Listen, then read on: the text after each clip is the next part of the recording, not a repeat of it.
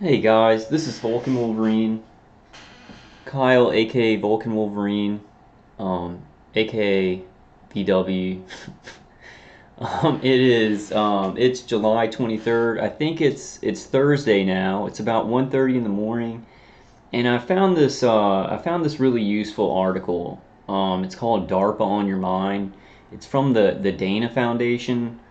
Um, and it says a lot about how today's battlefield is the mind, and especially with what we're going through. Woke up, like, I had to sleep today. I was just like exhausted, and I woke up with my head pounding, and my rib actually that kind of healed up. I thought it had healed up. It was like sore and stinging. And it seems like my attackers, through remote neural manipulation, through manipulation of my brain, are actually like flaring up that old injury. So the awful things that our attackers can do with this technology, it knows no bounds. Once they can affect the brain, directed energy pulses to the brain, using these integrated neuro weapons, and then the external torture, right, and the isolation from gang stalking. I know that things are like really horrible in the world, but I think about getting over the mountain sometimes to where the public is aware, of directed energy, of that it's out there, how to measure it, that everyone knows about it, so that more of the uses for it can be contained and directed in a positive manner. Sometimes I'm doubtful. I get hopeless because this has gone on for so long. But I figured, hey, let me go ahead and read this article tonight. I'll talk about it. It's kind of a long article, so hang with me, guys. But it's really, really important, and it's one of the most important things in my mind, in my heart, and kind of how I'm moving forward, is to just increase awareness about the corruption and the misuse of directed energy, but especially for people to understand that we as human beings, we're bioorganic beings. We're bioorganic beings, but we're made up of frequency and energy. Frequency and energy, runs our body. It makes our bodies work. So with a whole infrastructure of directed energy that can be used to start fires, control weather, even create weather. It can also affect the mind, and it can affect the human body. And right now, the military-industrial complexes of the world are using it to murder people, to torture people, to rape people's minds and bodies, and it's devastating. I just think it's a core. It's a what do I call it? Having trouble thinking. My attackers do like erase my memory. Actually, this article talks about it. Actually talks about, and I forgot what it's called, but basically memory erasure with directed energy, with neuro weapons. I forgot what I was talking about completely. Let me just get started on the article, guys. Let me just get started on the article, guys. Okay, so this is from the Dana Foundation. It's called DARPA On Your Mind. And I'll be putting the article in the description for the video. Okay, so applied science may once again play a decisive role in changing the face of armed conflict and the rest of human affairs by shifting the battlefield to our very brains. And we as targeted individuals know that this has already happened. It's not something that's going to happen. And I think we're going to see a lot of articles. We're going to see a lot of articles about Air Force Research Laboratory and the NSA and CIA and DIA, and like, oh, DARPA's figured out a way to read the mind. It's they're gonna, in all these articles, they're gonna act like they just now stumbled upon it, and they're developing it now, right? But as targeted individuals, we know that since after World War II, maybe even during World War II, maybe even before, people were being tortured and mind controlled with neuroweapons with directed energy, and it's grown and grown over the years. So the battlefield is already the brain and has been for a while. Oh, I was going to say, I think it's an underlying illness, right? We have all these other horrible, horrible things going on in the world. Things are just out of control. They're way out of balance, like on the evil side. Like the whole system is run by an unbalanced evil, right?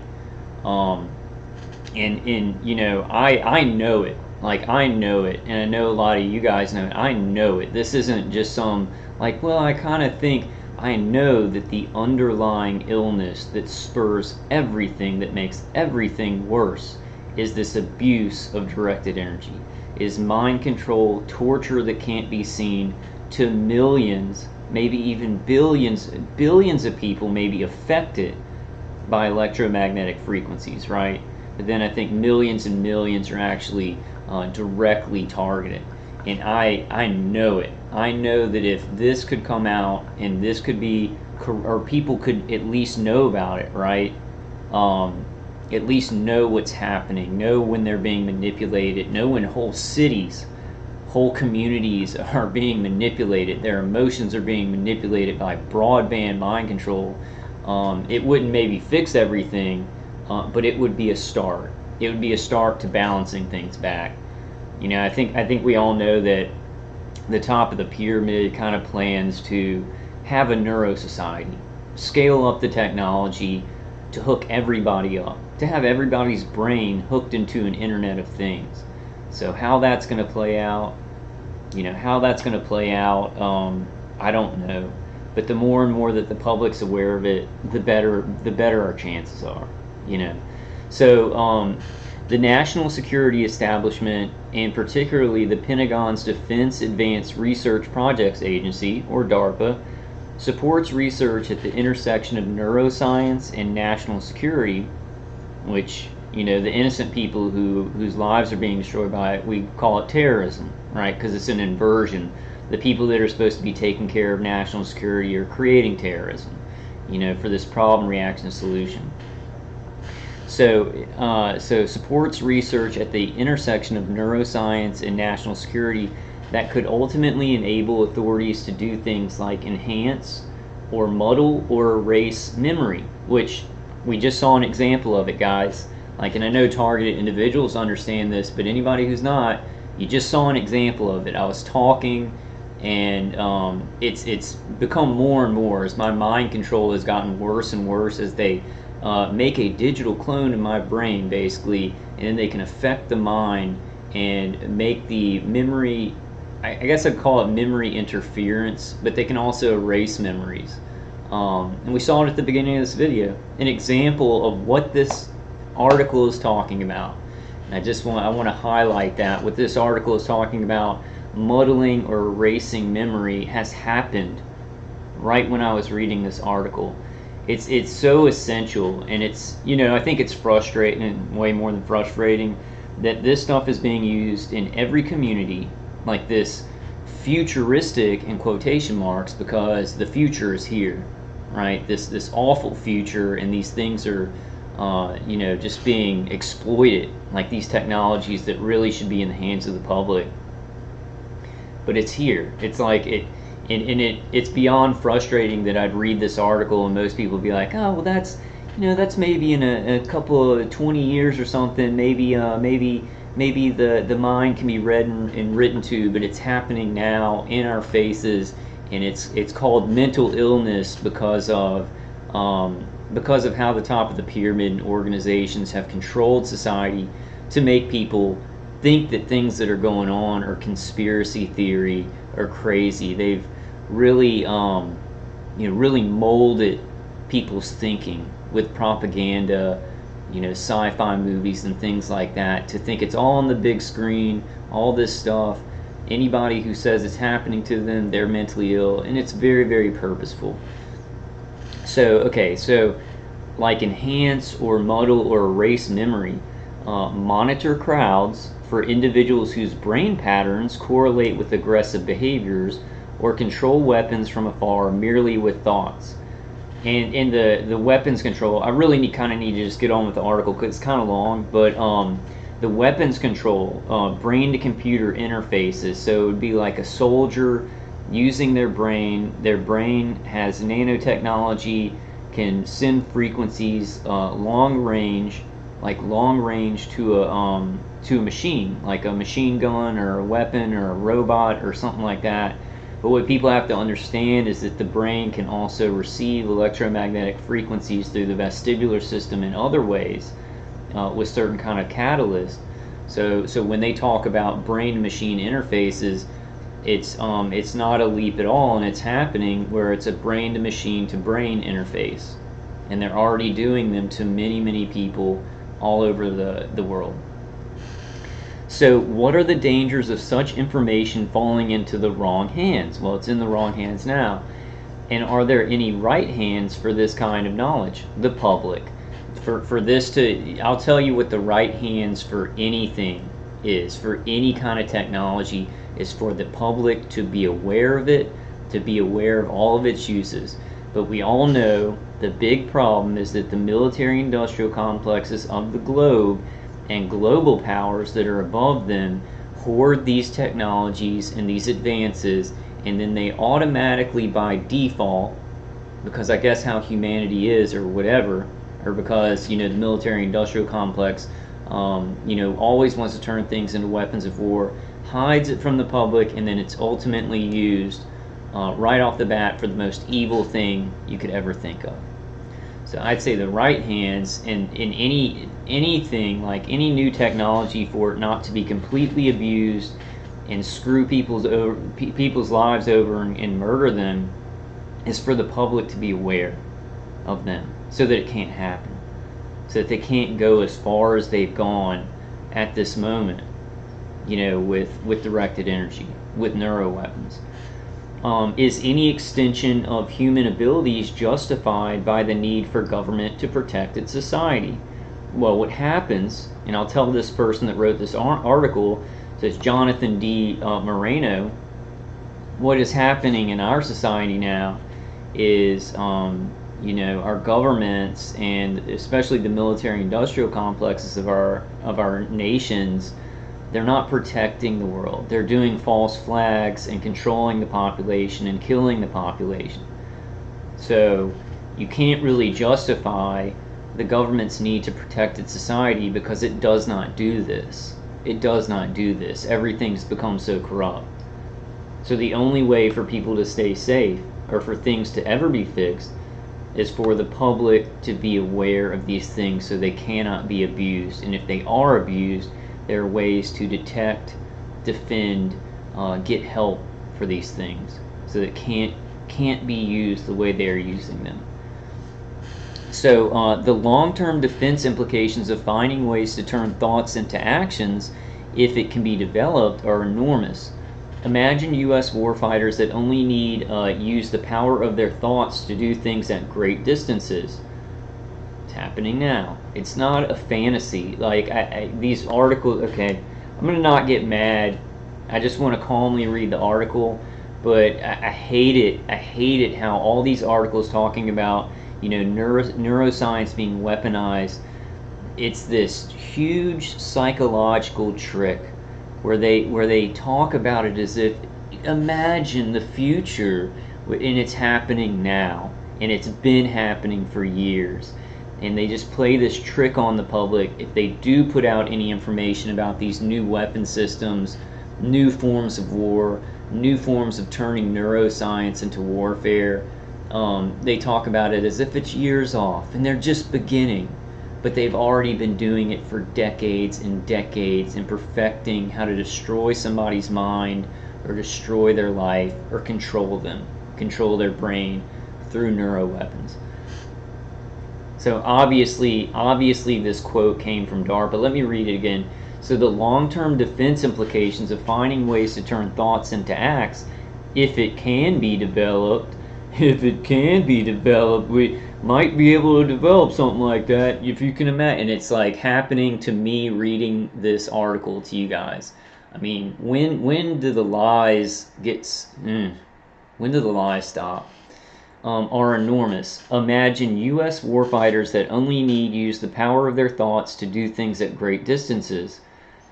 Strategic Plan, Defense Advanced Research Projects Agency, February 2003. A few years ago, on a bucolic drive from Charlottesville, Virginia to Washington, D.C., my cell phone rang. Like any good citizen, I pulled over before I took the call.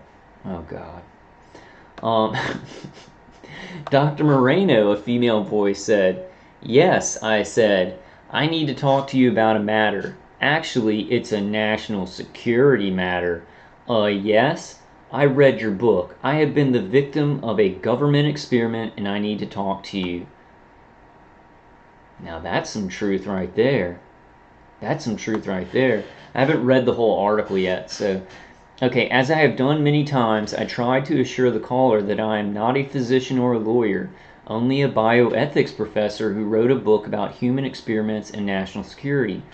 I expressed my sympathy, but I told her I was unable to give her relief. Nonetheless, like others who have called or emailed me in the past 6 years, she was sure I could somehow help her. Mercifully, I lost the cell signal in the call. Wow, what a bastard. So I didn't have to talk to her anymore because my cell phone went out. I bet you he hung up on her. I bet you this asshole hung up on her. Okay, I believe that people who think they have been victimized by government mind control experiments are misguided. Well, you're wrong. Well, you're completely wrong. And this dude right here reading this article has been tortured and remote neural monitored for years and years of my life. And people watching this video being tortured by directed energy weapons and neuro weapons. So you're just straight up wrong. When is this? What year is this from? 2004. I wonder what he thinks now. I wonder if he's learned about this now. Okay, so I believe that people who think they have been victimized by government mind control experiments are misguided, and he's wrong. Yet I am also impressed that there are thousands of such persons. Yeah, I wonder how that happens. I wonder how people just imagine or get a mental illness where they're being fired upon and manipulated by neuro weapons that actually exist. I mean, you know, the mentally ill must have great imaginations nowadays because they seem to be right on point with exactly what's happening. It's almost like if people experience a reality that people are told isn't true, even though it is, because they're trying to hide it because it's so horrible, that's just called mental illness. It's almost like that happens. And then people who aren't experiencing it are like, those poor misguided fools. Oh, those poor mentally ill people. I mean, how evil can a society get? And how evil can really good people be out in society? I mean, how can they even be good, right? If they're totally ignorant of this stuff and just denying it. So I have worked for 2 presidential advisory commissions, and I have heard many of these people provide perfectly lucid testimony about scenarios I find fantastic. Some of them are courageous and resolute in the struggle they perceive, the struggle they are going through. Let me correct this article as we go. The struggle they perceive as having been foisted on them, which it was foisted on them, for doing nothing, for just living. Okay, I gotta turn my phone off. Hold on one second, guys.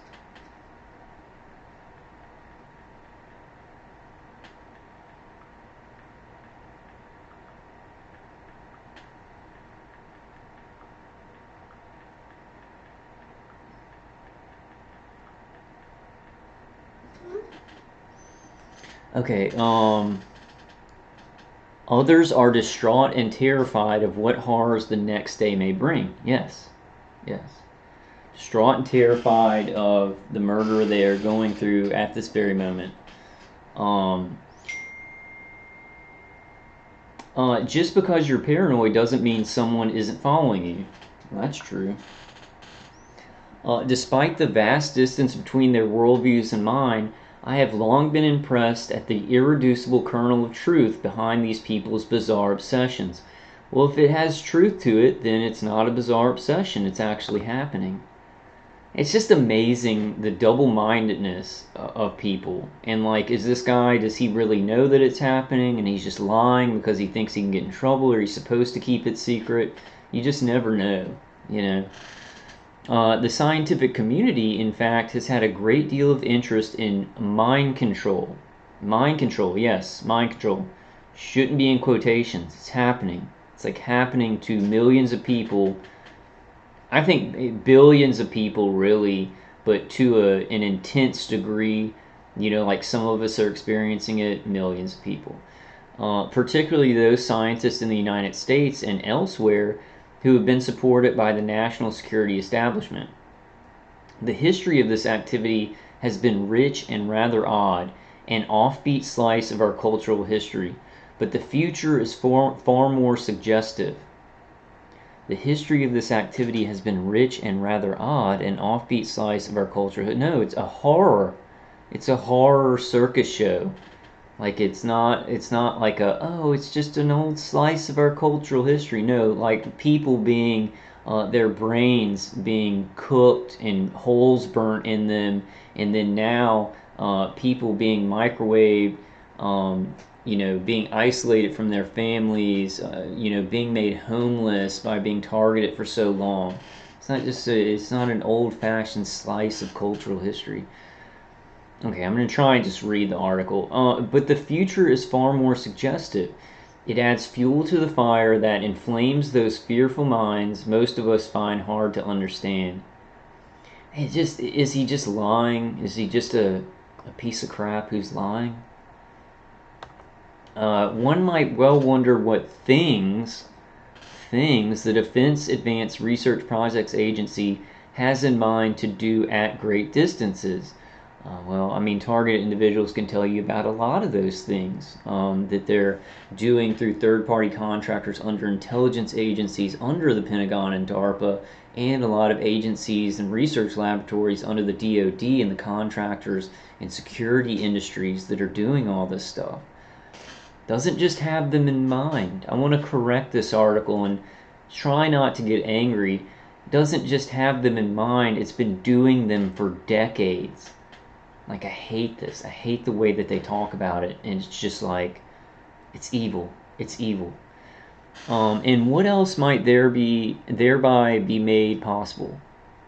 The epigraph that opens this article comes at the end of a discussion headed Enhanced Human Performance in a Defense Department paper in which the authors declare, the goal is to exploit the life sciences to make the individual warfighter stronger, more alert, more endurant, and better able to heal.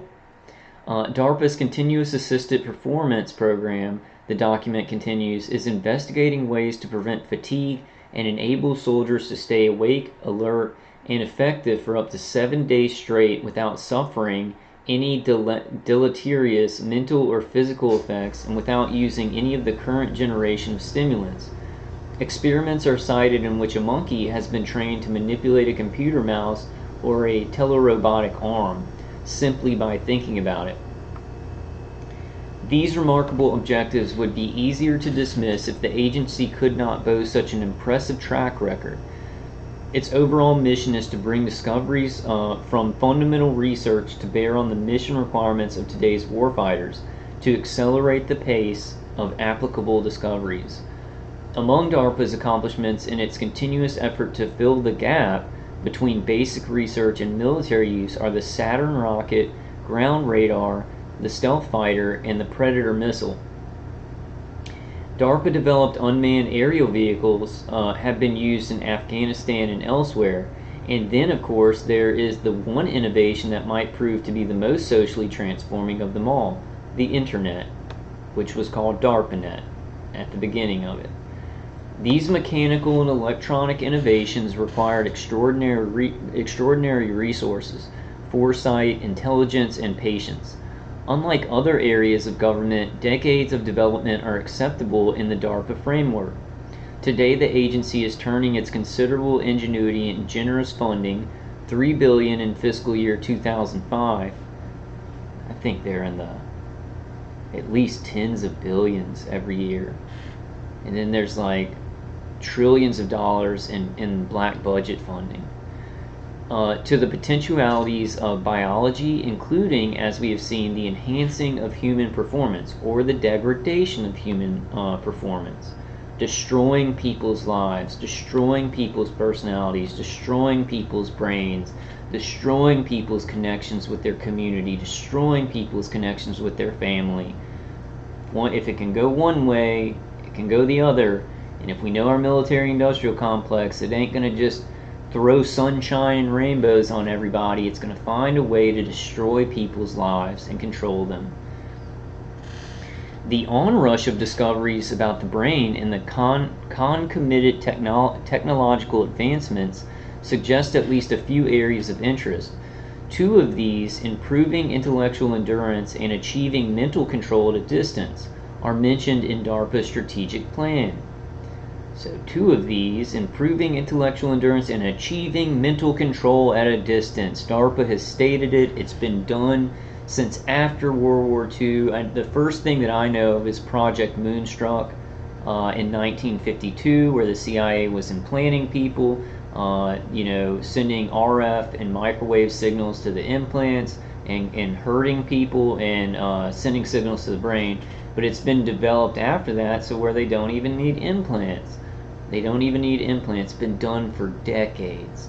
So DARPA now, see, and this is how they do everything. So, and I said it before, so I just say it quick again. This is how they do everything. They'll start writing articles and they release it to the public in a certain way. I feel like, I only have a YouTube channel and there's a lot of other people talking about this stuff, but it's like, we definitely have to jump on those things where they're trying to be like, oh, we're just thinking about this, just starting to think about mental control at a distance, and know, right? And everybody in the public should know that the military-industrial complexes of all nations are liars. Like war by deceit is a lot of them their mottos, and we've got to know that they're lying in everything they do. Okay, so and achieving mental control at a distance are mentioned in DARPA's strategic plan. Others, such as memory enhancement and distant brain scanning by means of a device that could detect telltale blood flow in certain neural systems from a distance, or electromagnetic pulses to the vestibular system to have a read-write connection to the brain, and then sometimes just going straight to neurons in the brain, reading actual neurons, neurological clusters in the brain. Also suggests interesting possibilities at the intersection of neuroscience and national security. What national security?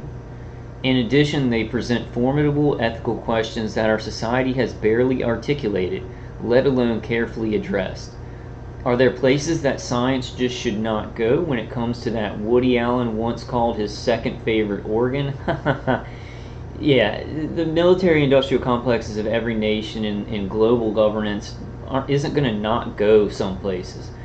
What we've got to understand, people understand this. The public has to get a hold of it because the war fighters, and they've gone so far as to not just, oh, we've got to do some really bloody stuff to protect our countries. Now it's just like, we've got to murder our citizens and control them to protect our countries. Like, they've gone insane, and now it's just more about control and wiping people off the earth. They've just gone completely insane, Give me 1 second, guys.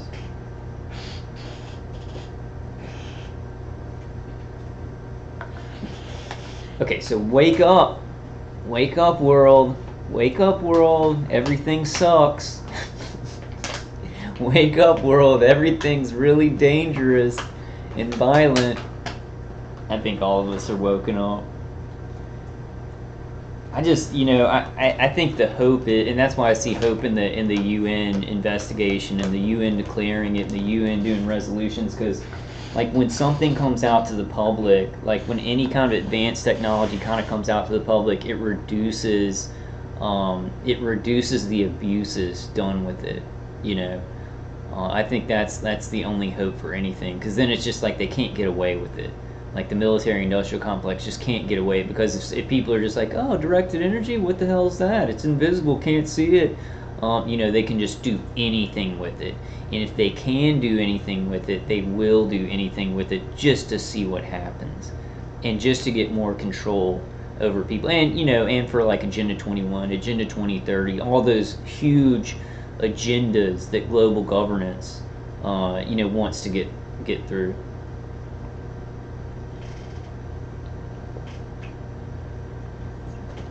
Hold on, guys. Let me text somebody back real quick.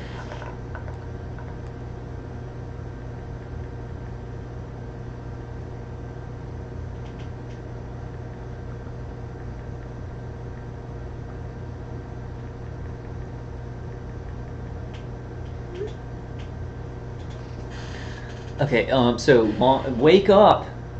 Wake up. Longtime Minneapolis residents tell stories about the woozy, skinny young men seen about town during World War II. They were conscientious objectors involved in sleep and nutrition deprivation experiments. Problems of endurance and alertness are endemic to soldiers on the march. Infantry troops often subsist for a year at a time on 4 hours of sleep a night and modest rations. Any advantage that can be achieved in sheer concentration and physical stamina has long been prized, and biological innovations have been applied to this goal. As early as 1883, Bavarian soldiers on maneuvers were given cocaine to see if the drug would help them overcome fatigue. Paradoxically, some of the most infamous examples of drug experiments by the military have had as their purpose the inducing of confusion and panic rather than clarity and cogency. Yeah. By military have had as their purpose the inducing of confusion and panic. Rather than clarity and cogency. Psyops, remote neural manipulation, to destroy somebody's reputation, destroy their personality, to see you know, how fast they can destroy their lives, to see what they'll do, what they can get them to do if they're desperate, you know, all those kind of things. Notoriously, American officials suspected the North Koreans and Red Chinese of using hallucinogens to brainwash POWs during the Korean conflict. During the 1950s, interest in determining the psychological effects of psychotropic drugs was rampant, especially in the CIA and the U.S. Army. One of the CIA's activities under the codename MKUltra was the dosing of unsuspecting individuals with LSD, including Army anthrax expert Frank Olson, who fell to his death from a New York City hotel in 1953 under circumstances that have led some to conclude that the drugging was part of an assassination. Yes, he was killed. He was killed to silence him. End of story. That same year, a New York City tennis pro named Harold Blar died following a mescaline overdose in an involuntary experiment at New York State Psychiatric Institute. Blar, who had been admitted to the institute following a diagnosis of clinical depression, was an unwitting subject under a secret contract between the state and the Army Chemical Corps. In the 1960s, thousands of soldiers were given LSD in tests to which their consent was questionable, which means they did not give consent. See, that's politically correct language where it's like soldiers didn't give their consent, but he's like, the consent was questionable. Many at least seem to have known that they were going to be exposed to a hallucinogen, but not know where or how. Wonder if, you know, and I'm never going to let that happen, and none of us should, where it's like, the consent was questionable. You know, a bunch of citizens were tortured for, you know, decades, years, never ending, and yeah, there are also electromagnetic pulses to their brain to kind of do stuff to their brain and condition them and stuff like that, and just really rip apart their lives. You know, their volunteer status was it was questionable. It was questionable. No, nobody volunteers for this stuff.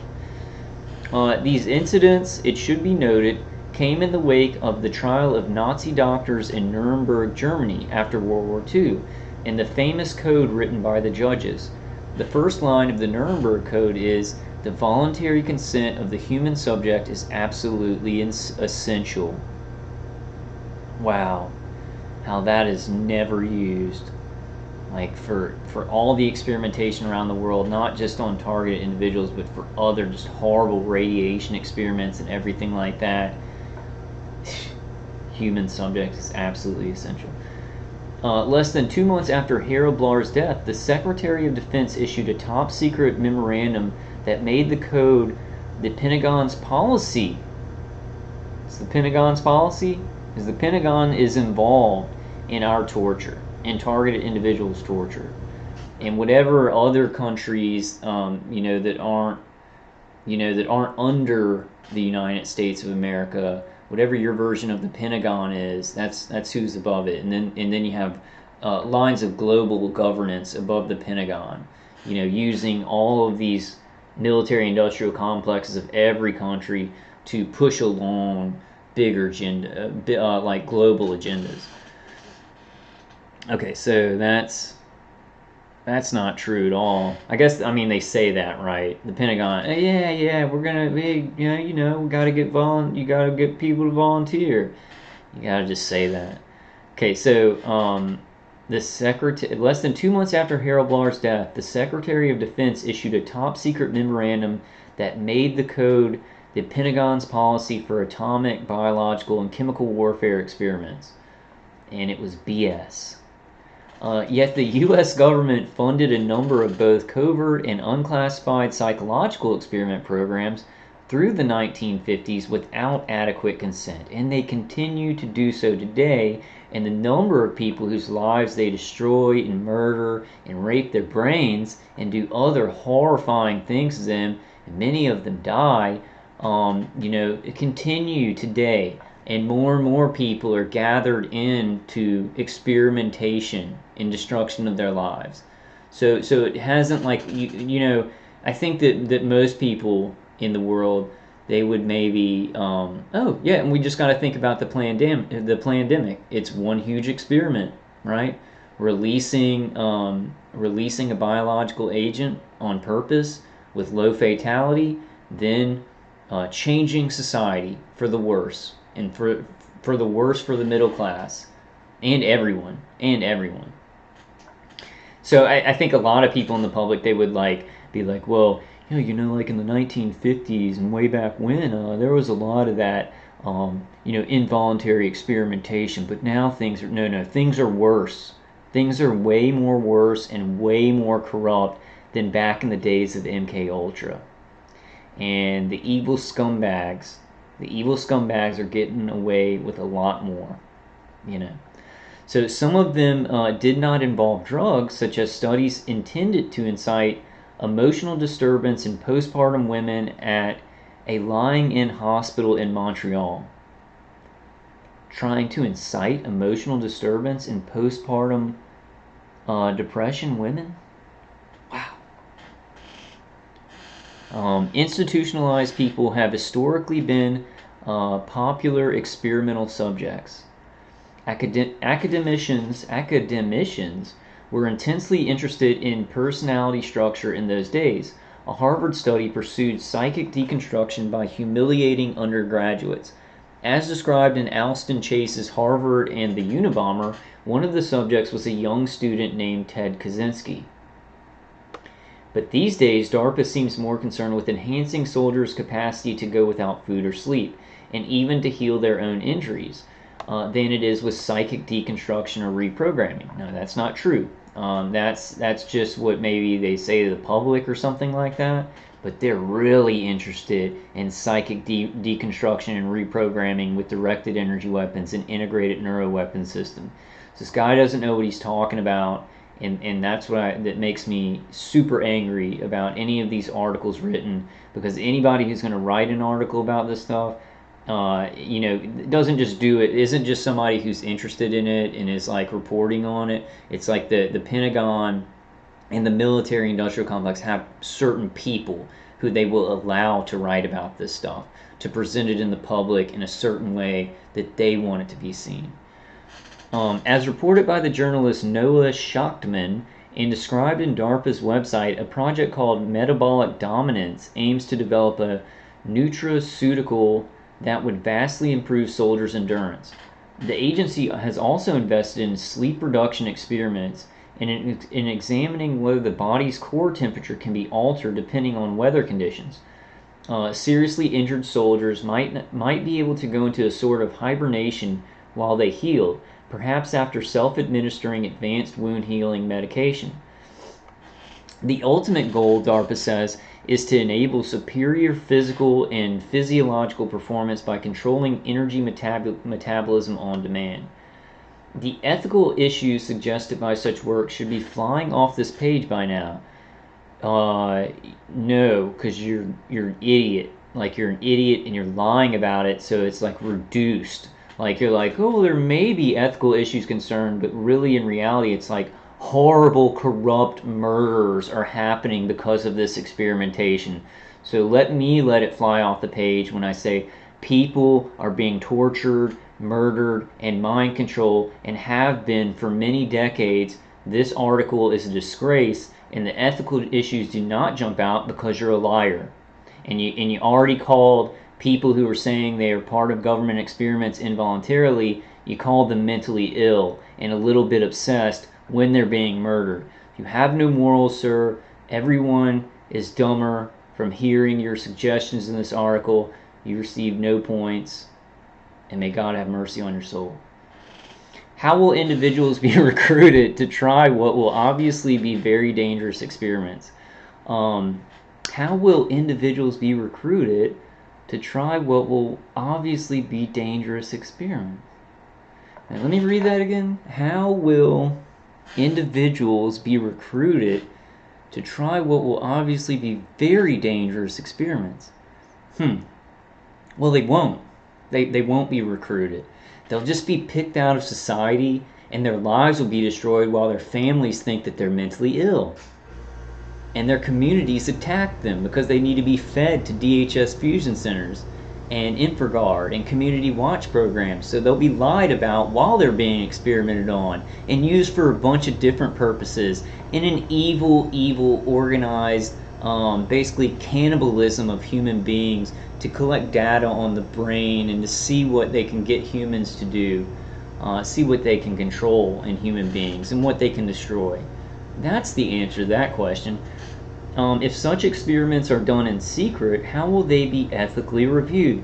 They won't.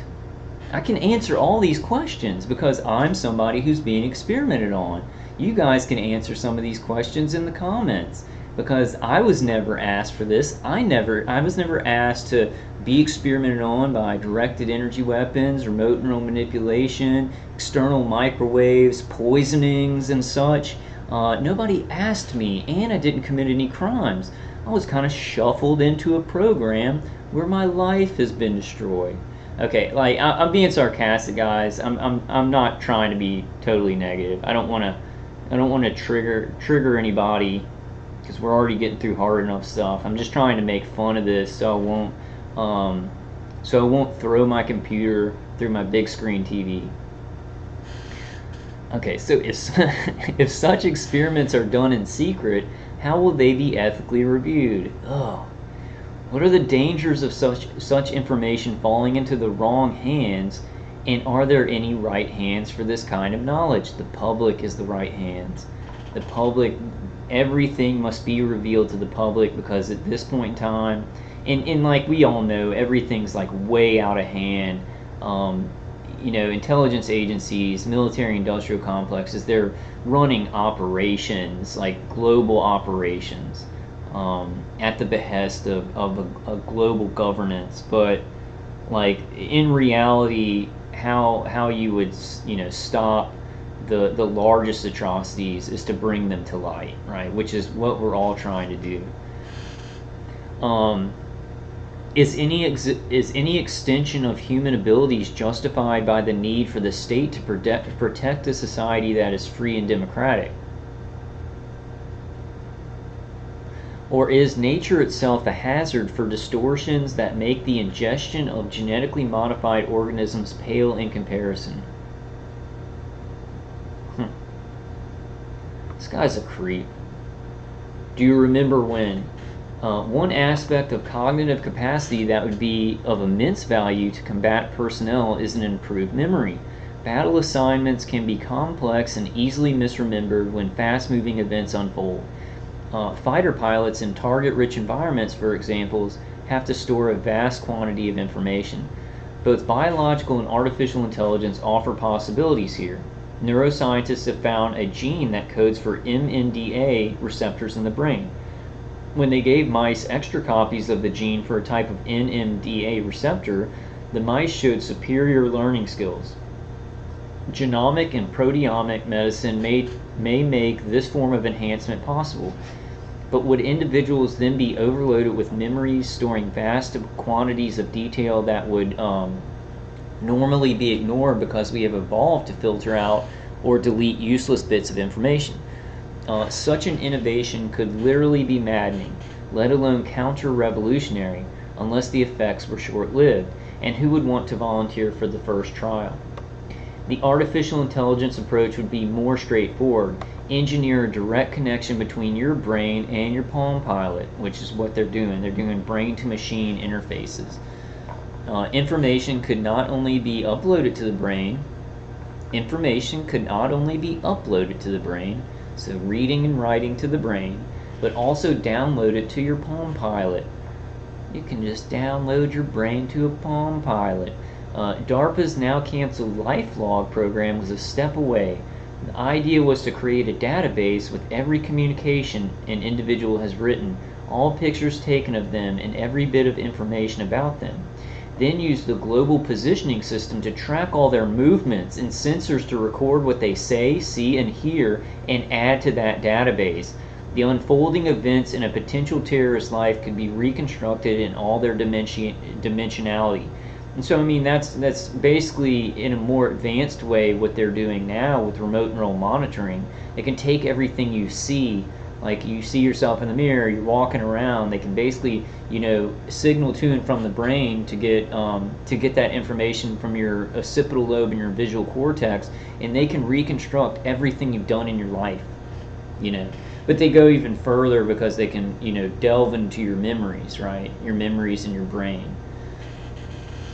But so could yours or mine. And let's read that again. He's got it right. By Jove, he's got it right. The unfolding events in a potential terrorist's life could be reconstructed in all their dimensionality. But so could yours or mine. And a civil liberties outcry after DARPA disclosed the project led to its demise. So they just didn't release it to the public. And there, guys, right in that sentence, is why we cannot get help, why we're called mentally ill, why since the Pentagon hasn't come out and announced, or the military-industrial complex and intelligence agencies of your country haven't come out and announced that they're murdering people and experimenting on them. It's why it hasn't happened, because it'd be stopped. And it will be. Like when the UN outs it, there's going to be a huge clash. And I can't wait for it. But so could yours or mine. And the civil liberties outcry after DARPA disclosed the project led to its demise. That is why they don't release any of this stuff to the public, and they just keep growing it more and more and becoming more corrupt, because they're like, we can just tell people it's mental illness. They can see their families die in front of them and just think that their family members are mentally ill. It works. I mean, not for long, but it has worked. Learning about the mechanism of remembering also involves learning about the mechanism of forgetting. In the film Eternal Sunshine of the Spotless Mind, ex-lovers undergo a high-tech brain erasing procedure to forget about the pain of breakup.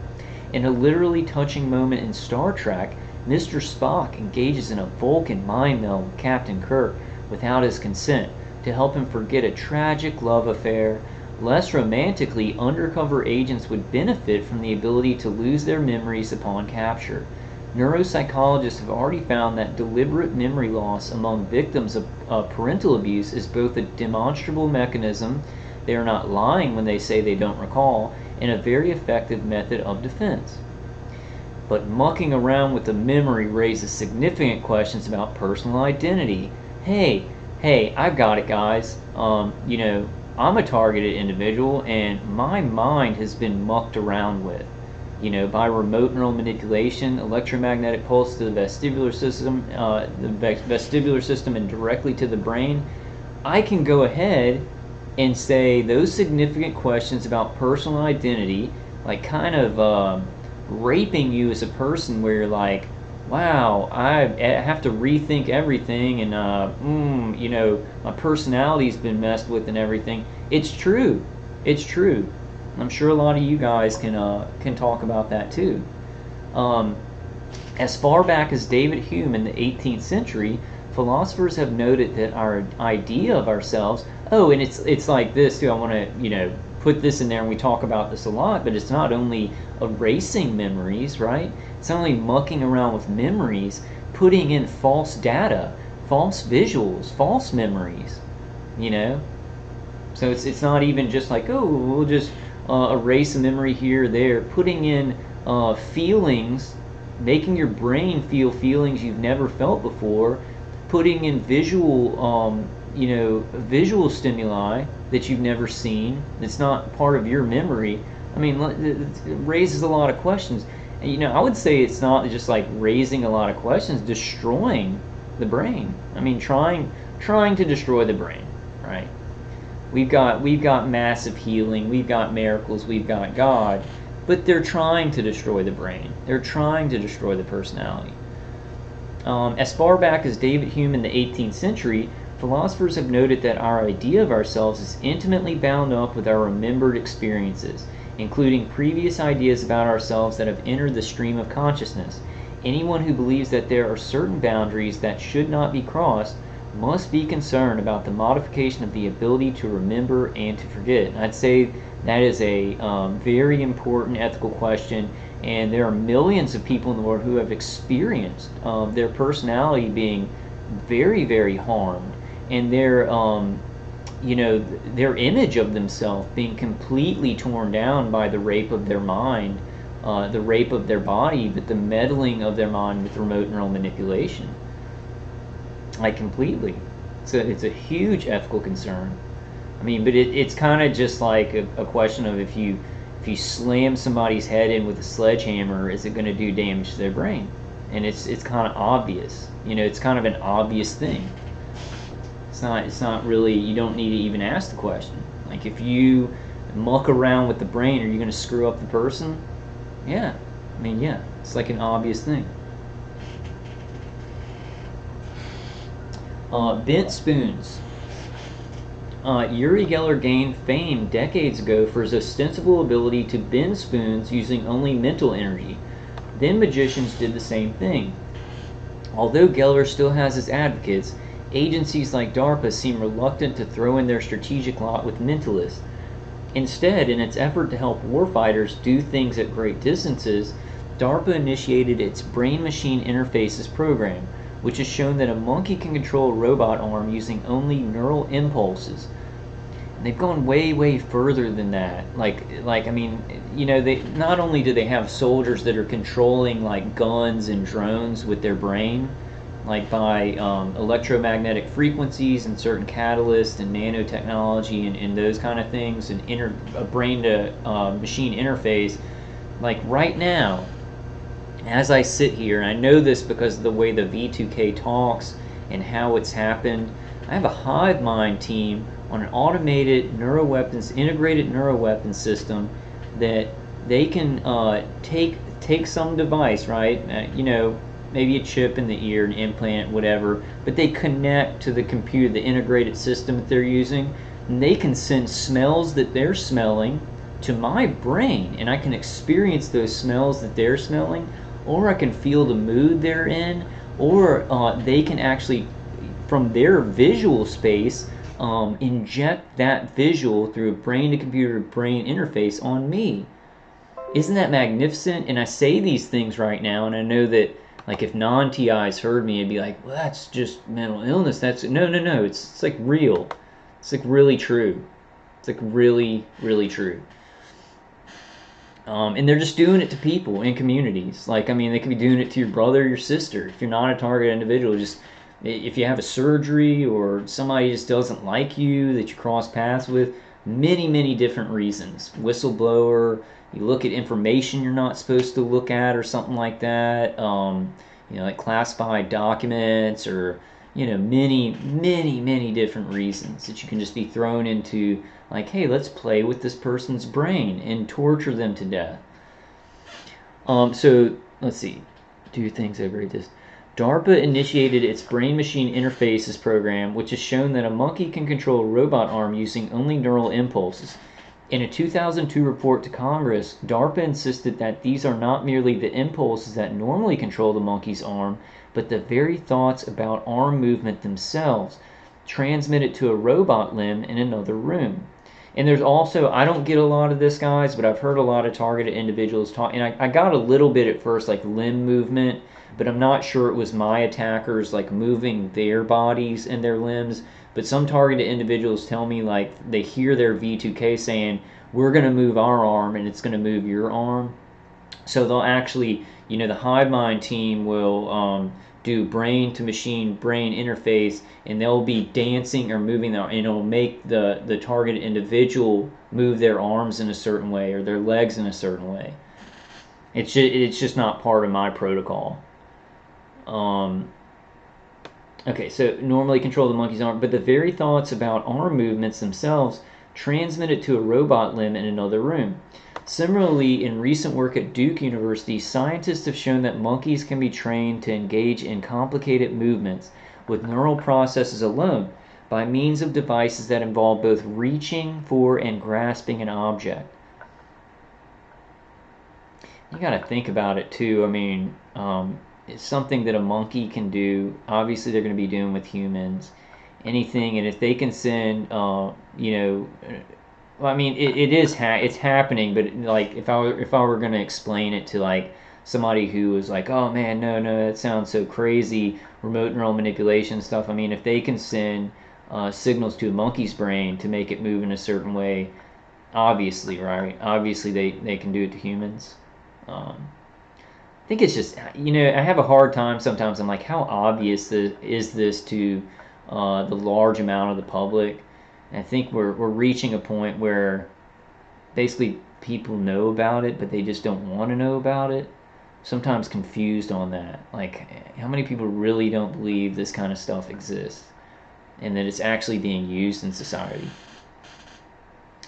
At the 2003 meeting of the Society for Neuroscience, researchers from Duke noted that they had proved the same principle in humans undergoing neurosurgery, who could cooperate because brain surgery anesthesia is local, not general, and that they could safely identify the cells that initiate actions. Ultimately, it should be possible for paralyzed people to control limbs through computer implants. Once this can be done, those same impulses digitized by a computer can be sent as encrypted messages over the internet to do things at a distance. At any distance the electrons will travel, including maneuvering aircraft, inspecting a target, releasing weapons, and so forth at very close range. All right, and so targeted individuals, it's like the impulses can be sent, or it can be automated impulses through a router, right? Through satellite, through cell phone tower to the brain of the targeted individual, or over the horizon radar or drone. There's a whole big infrastructure of a lot of things that they work through. A soldier could stay at a safe distance while controlling a drone. An operator far from the battlefield could do the same thing. Clearly, we've come a long way from arguing whether Uri Geller actually bent that spoon.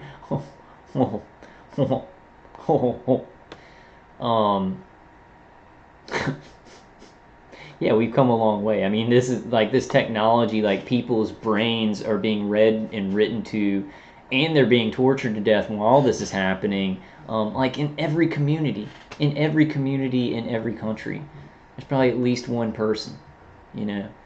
And I think it's gone past that. It's gone past that where you got whole communities and cities that are getting wideband frequencies of indirect control, but then you've got many people and they're scaling it up, right?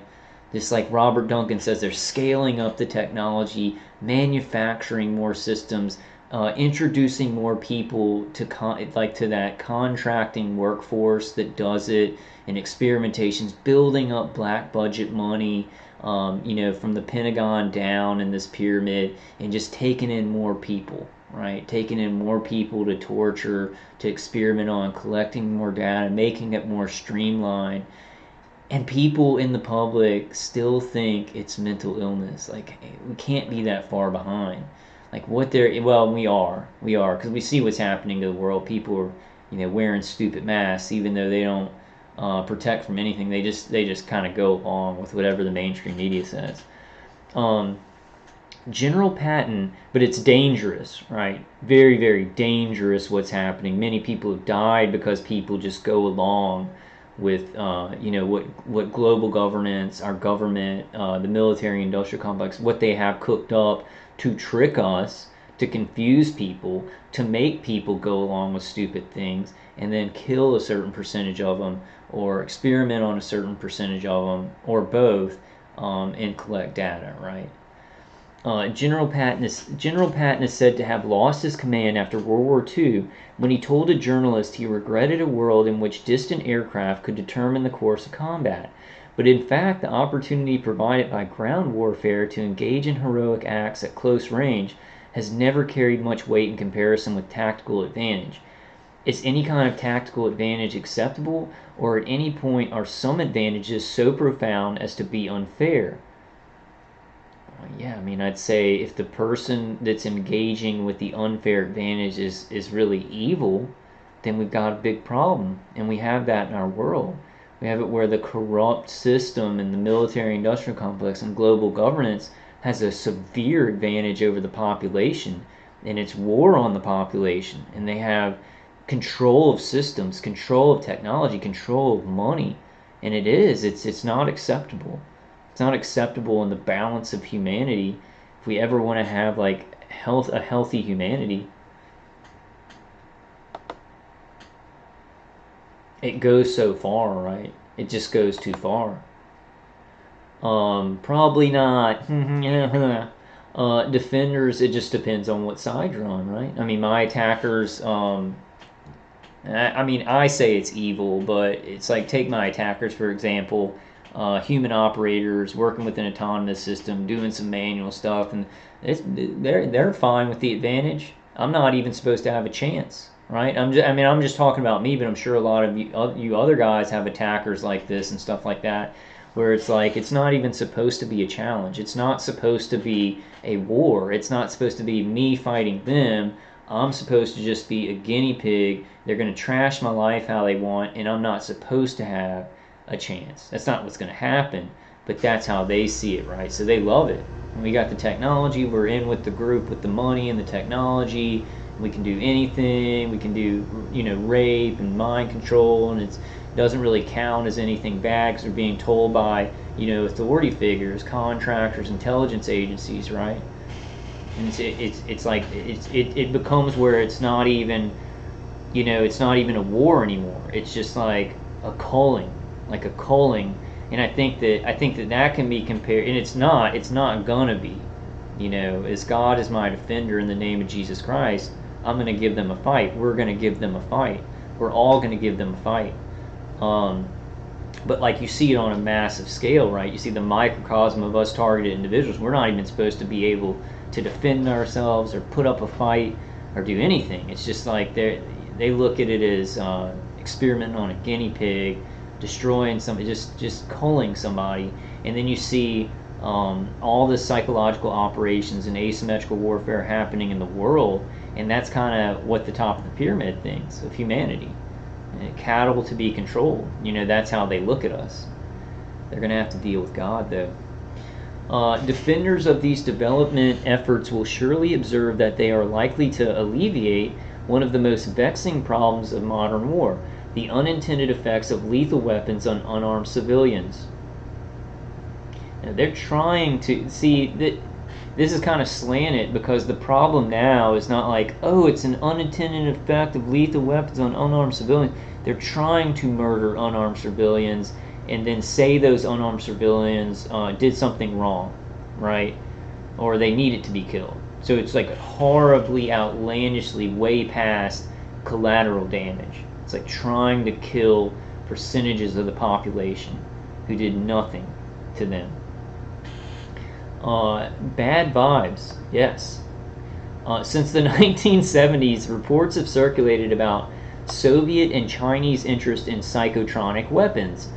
Since the 1970s, but it's long before that. And I think you had you had Nikola Tesla. Well, I mean, we can go into the history of. I think I should do a video or a live stream where we go into the history of everything.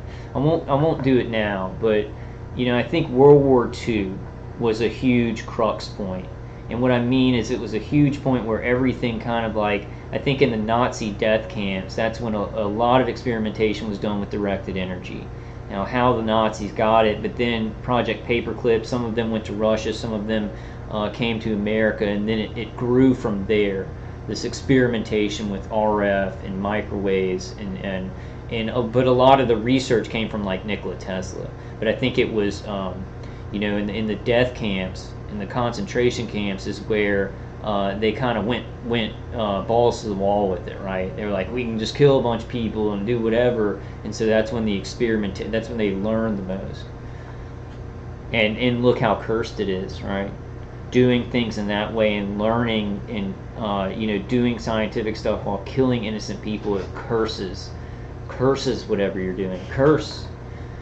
Okay, since the 1970s, reports have circulated about Soviet and Chinese interest in psychotronic weapons intended to influence psychological and physiological processes at a distance, perhaps through electromagnetic radiation. No, definitely through electromagnetic radiation, because I'm experiencing it, because targeted individuals are experiencing it right now. We can tell you, we measure the electromagnetic radiation that's hitting us, that's pulsing our brain, basically pulsing our brain.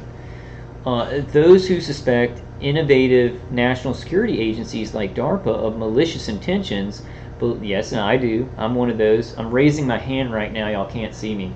Those who suspect innovative national security agencies like DARPA of malicious intentions believe it will continue to probe all the possibilities presented by neuroscientific advances, including mind control. Yes, and they are. They are. As we speak, and it grows, the number of people who they experiment on and just hook into with directed energy weapons, with neuro weapons, it grows every year.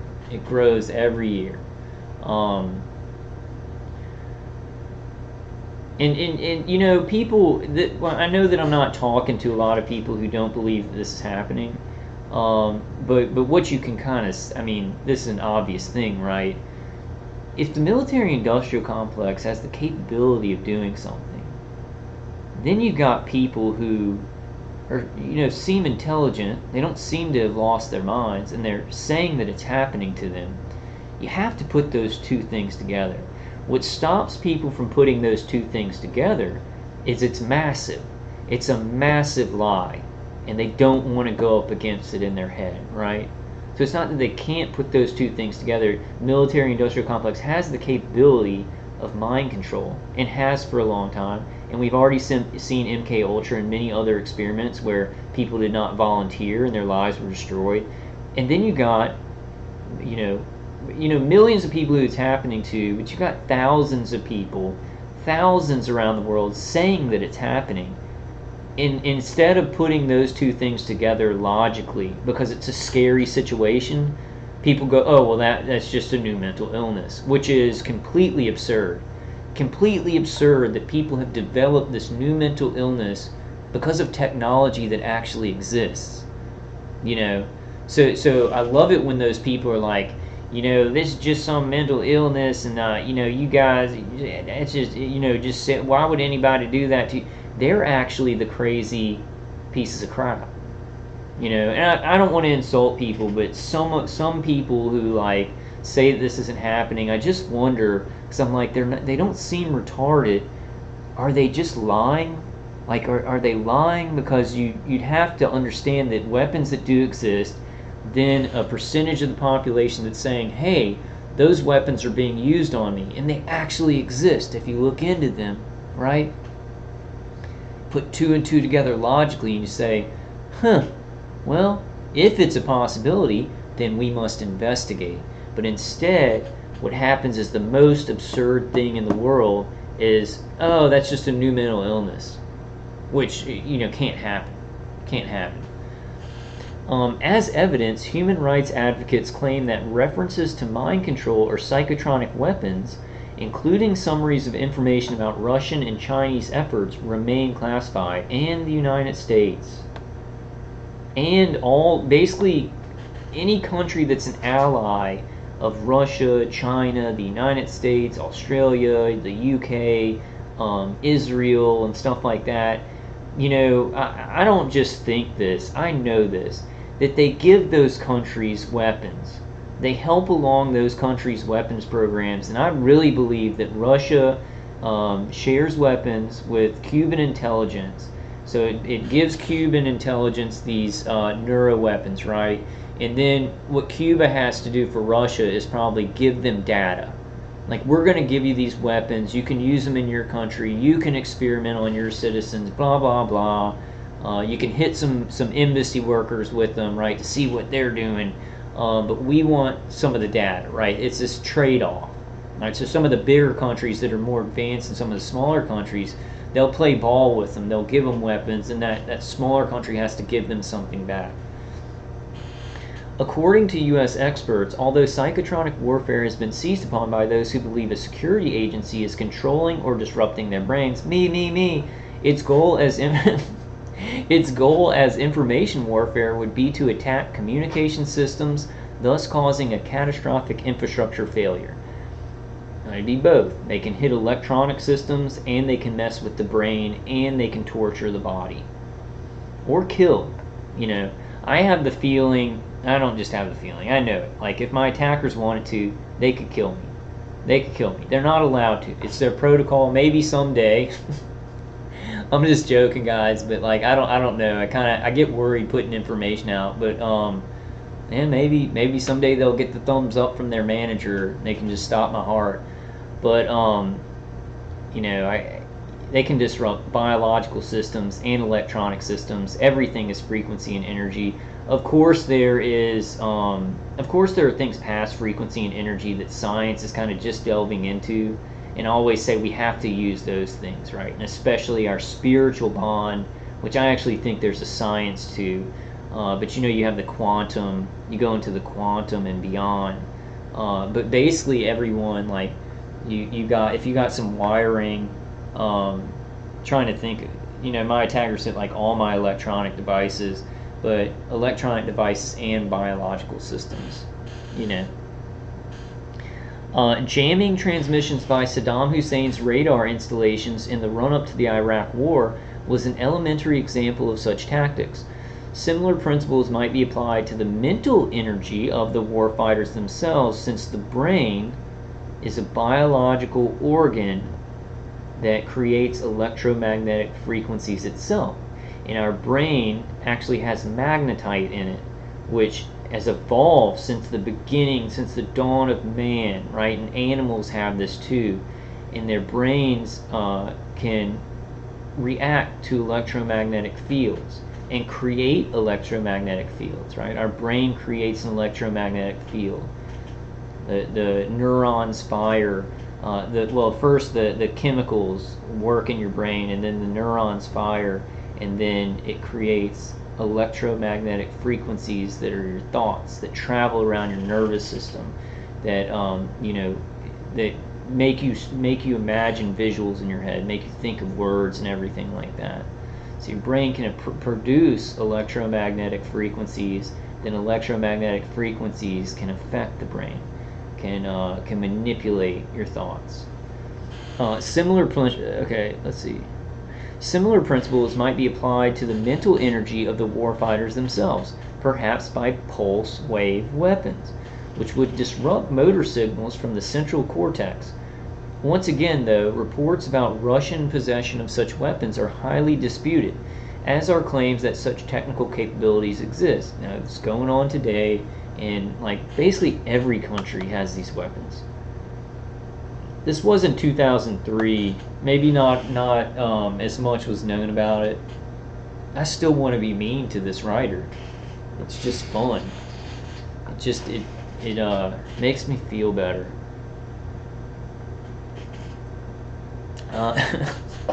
Perhaps more within reach are developments in functional magnetic resonance imaging, fMRI technology. The advent of fMRI has been a boon to neuroscientists' interest in correlating blood flow with just about every imaginable human experience. If the basic mechanism could be improved to detect blood flow at some distance from the target brain, something like the MRI systems within which surgery can be conducted, it would be possible to install surveillance systems in sensitive public spaces like airports. Individuals with increased blood flow and neural systems associated with aggressive behavior could be singled out and stopped for questioning. And it's gone way past that. They don't have to have things set up in the building that you're in to hit you with frequencies, because over-the-horizon radar can go many miles, and then you've got satellite to microwave tower that can go a couple hundred yards, I'm guessing, or something like that. And many other things, drones that can send signals for probably miles. Okay, possible individuals with, okay, we read that. Okay, no. Individuals with increased blood flow in neural systems associated with aggressive behaviors could be singled out and stopped for questioning. Whether this approach would provide a security benefit or not might be beside the point for authorities anxious to appear to be doing all they can to protect the public, as air travelers have noticed in the past few years. If the basic mechanism could be improved to detect blood flow at some distance from the target brain, something like the MRI systems within which surgery can be conducted, it would be possible to install surveillance systems in sensitive public spaces like airports. So the ethics. Tons of ethical issues. I'd say number one is the people being murdered and tortured right now with directed energy weapon systems. Mind control, kill, but then you got to even look at fires being started that burn down whole communities, weather systems being created. But DARPA's mine projects, right? The mine projects that DARPA's involved in. DARPA's involved in weather engineering. DARPA's involved in starting. Okay, so everything that DARPA's doing is evil, right? It has some good uses, but the way that they're getting there, the way that I see it, and I don't know if other people think of reality this way, but I see it as that if the means justify the ends, right? Doing really, really evil things, maybe some good things are come out of it, right? That's what they think, right? That's what the evil people at the top of the pyramid, controlling all the way down, they think that the ends justify the means. Did I say something else? The ends justify the means. And I think that the ends are the means, you see. So I could never do anything evil to try and create something good, because you do something evil, and that good thing that you're trying to do is going to be cursed. It's going to be cursed from the inside out, and it may, on the surface, appear good, but there's going to be some horrible, wicked, low-frequency, demonic curse to that thing that you think was so good that you're getting, right? That's kind of what I see in the world, and I've studied how things go from bad things, and it's cursed no matter what good you think you can bring out of it, right? So I think that's the problem. I think that God has this way of when an evil person does something to get something, or thinks that it's going to come out good, and we'll just kill a bunch of innocent people, come out with medical advancements or something. There's this inherent curse and freaky creepiness and emptiness to what comes out of it. And so I think that the public has to snatch this directed energy and all these technologies and start doing some good things with them so that it can be good for humanity, because you can't, and I don't know if but you guys may have heard me say this before, but the ends are the means. The ends are the means. If you can't do something with respect to humanity, with respect for good, you might as well just not do it, because the ends never justify the means. Means never, is that right? The ends never justify the means.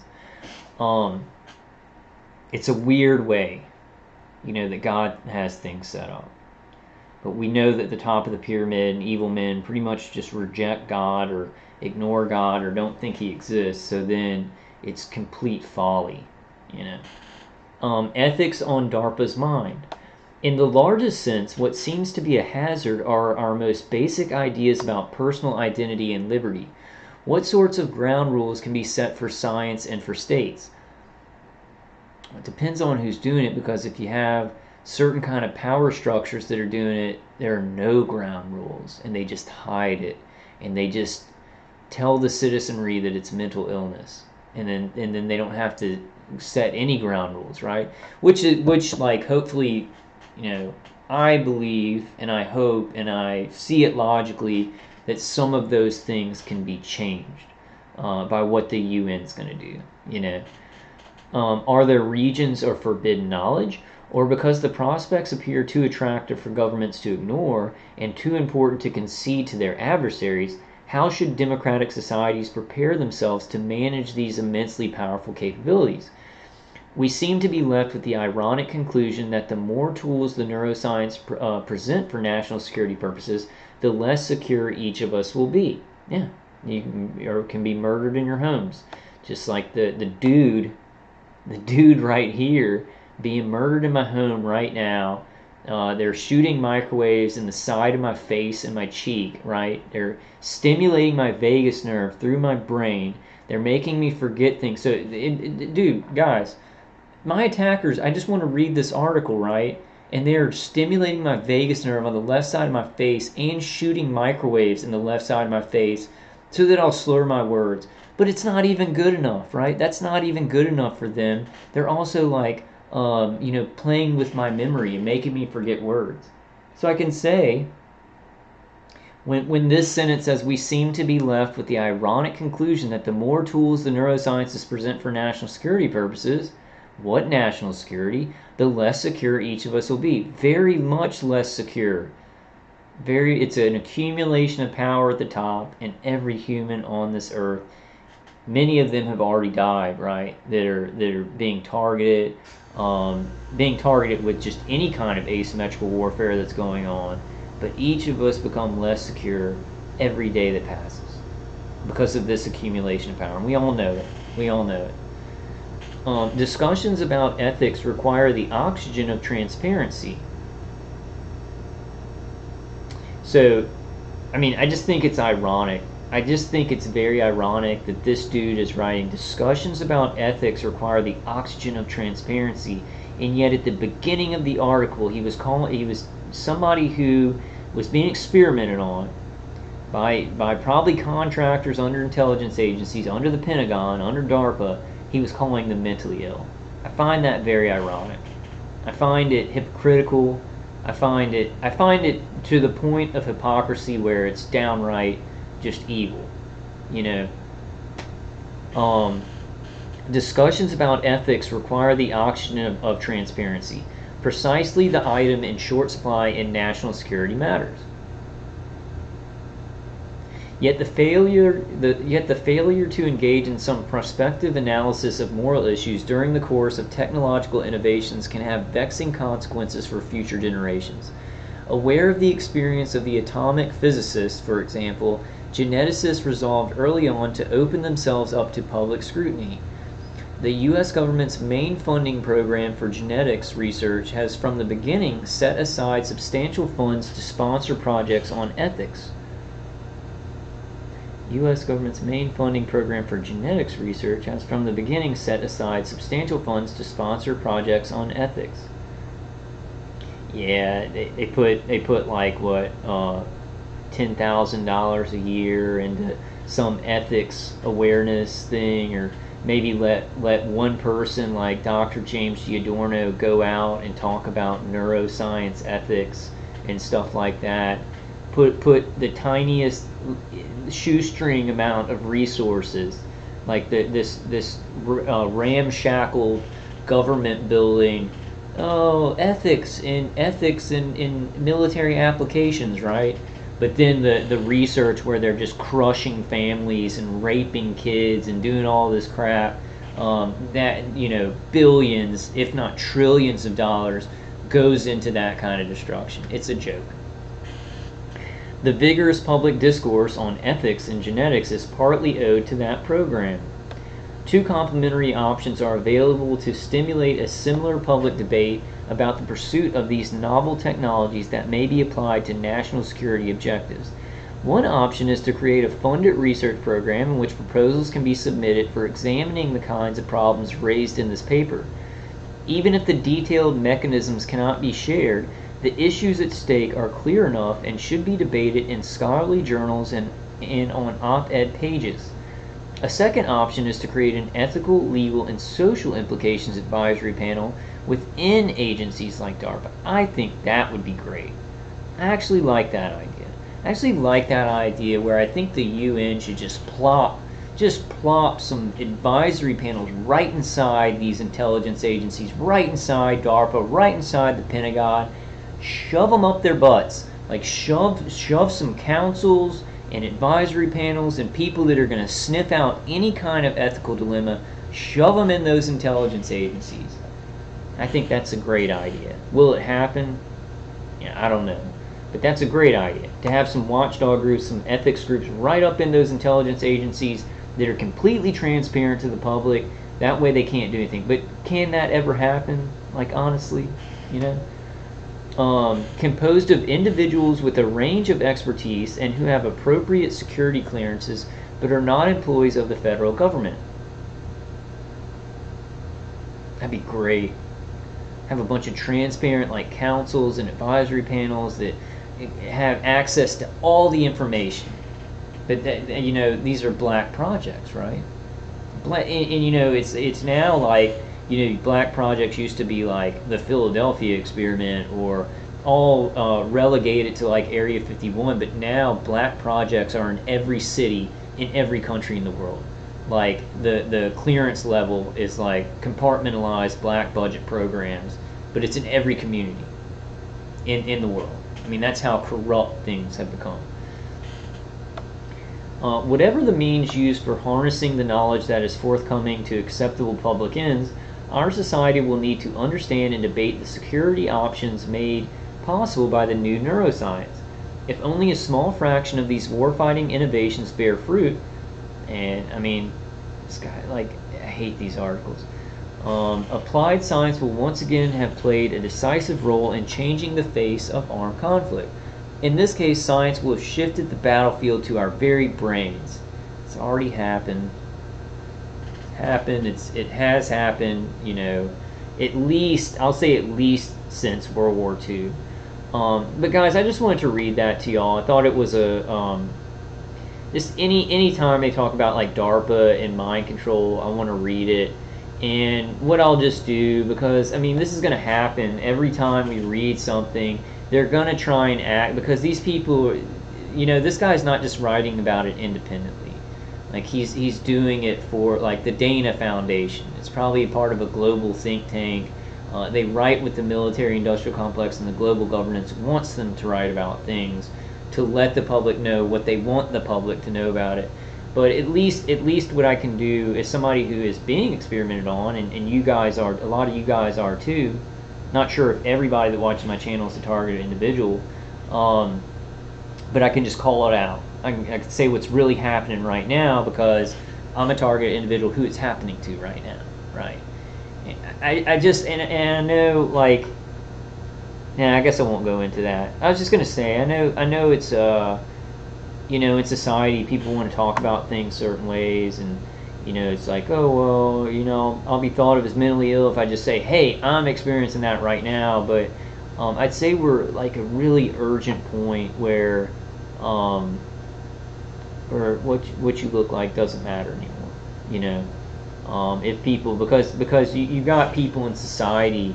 I'm not, and a lot of you guys like y'all live this way. You don't care what people think about you. You just tell the truth. But when we've got people in society that are like, oh, there's this deadly virus, and like I've got to destroy my life and other people's lives, and I'm gonna beat somebody up who doesn't wear a mask. You know, everybody's insane. Like everybody, like a big percentage of the public, they're just sheep that are actually dangerous to everybody else. So let's not worry about what they think, right? I don't think any of us do. It's about changing your perspective on that. You know, who are the important people that you want to save? Who are the important people that you care what they think about you? You know. All right, guys. I'll be back with something else later. That was pretty long, but I thought it was pretty important to read it and just get kind of some things that I wanted to say about it. I love you guys, and I'll see you all in the next one.